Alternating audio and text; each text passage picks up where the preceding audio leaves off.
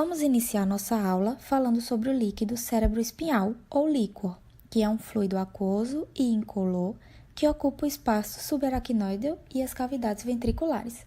Ele é secretado principalmente por células epiteliais coroidais, que são células ependimárias modificadas dos plexos corioides. Ou seja, por uma visão geral, o líquor é produzido pelos plexos corioides.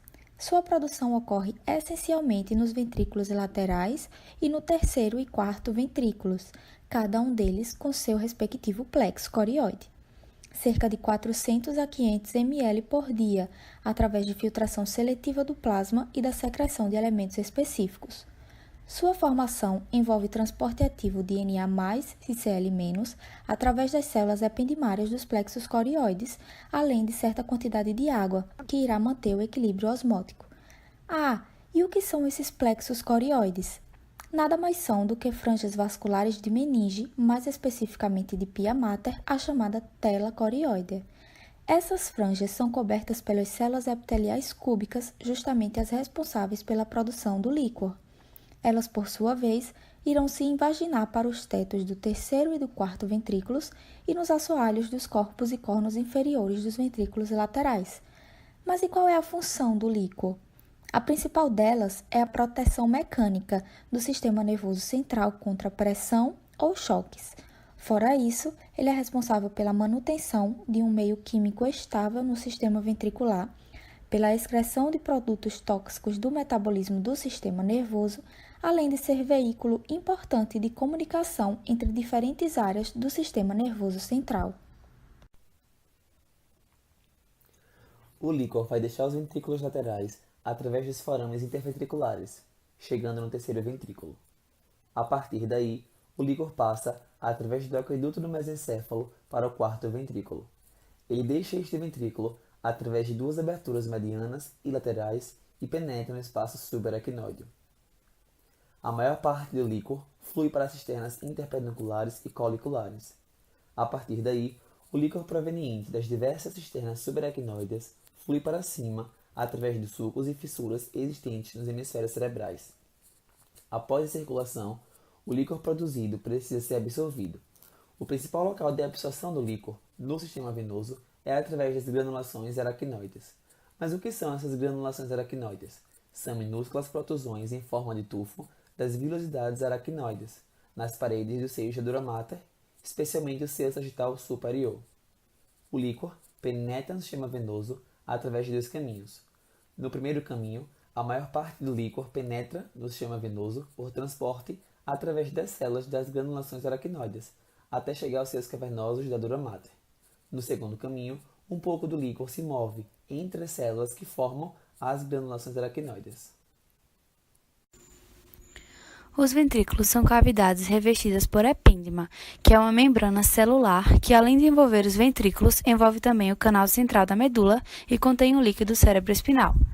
No sistema nervoso central, nós temos o ventrículo lateral, o terceiro ventrículo, o quarto ventrículo e o ventrículo terminal da medula.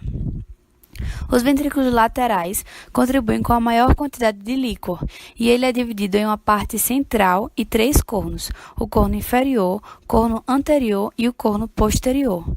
Cada ventrículo é uma cavidade completamente fechada, com exceção devido ao forame interventricular, que permite a comunicação entre o ventrículo lateral e o terceiro ventrículo de acordo com a circulação do líquor.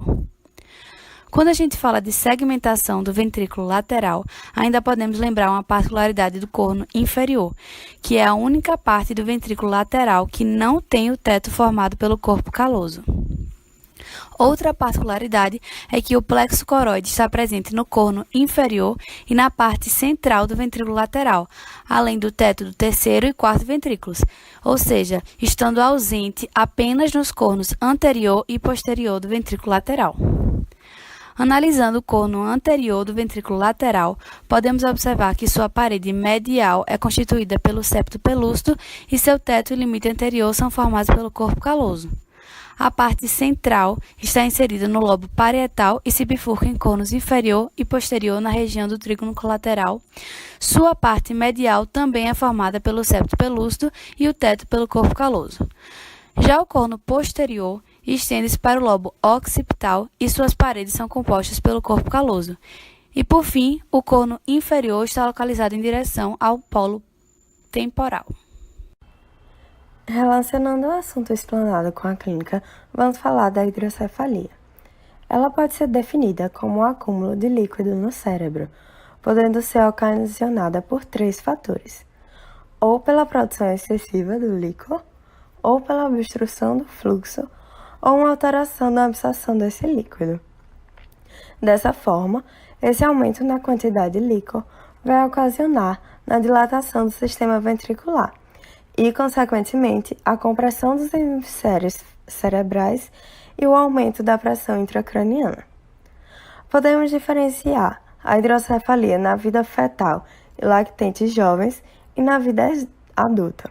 Por exemplo, nos recém-nascidos, há um fator protetor, que seria a possibilidade de expansão do estojo ósseo, uma vez que as estruturas ósseas ainda não se encontram fundidas, desse modo, retardando ou evitando o aumento da pressão intracraniana.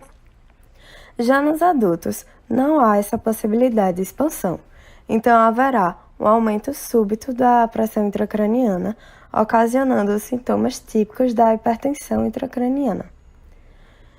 Podemos diferenciar 2 tipos da hidrocefalia.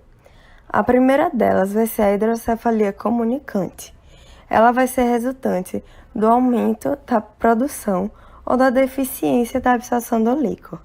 A alteração desse tipo de hidrocefalia vai acometer algum desses 3 sítios: o plexo coroide, a granulação aracnoide ou os seios da dura mater. Por esse motivo, podemos perceber que haverá dilatação de todo o sistema ventricular. O segundo tipo é a hidrocefalia não comunicante, sendo a mais frequente e tendo como alteração uma obstrução no trajeto do líquor. Então, os ventrículos envolvidos serão apenas os que têm relação com o trajeto acometido. Dessa forma, uma obstrução no forame interventricular, a dilatação ocorrerá apenas no ventrículo lateral. Já no aqueduto cerebral, serão acometidos os ventrículos laterais e o terceiro ventrículo. Se a obstrução for na abertura mediana ou na lateral do quarto ventrículo, estarão dilatados os 3 ventrículos citados anteriormente. E, por fim, se acometer a incisura da tenda, vai ocorrer a dilatação de todos os ventrículos. Para o tratamento da hidrocefalia, será feita a derivação ventrículo-peritoneal, isto é, a introdução de um catéter nos ventrículos para drenar esse líquido para o peritônio, onde será absorvido.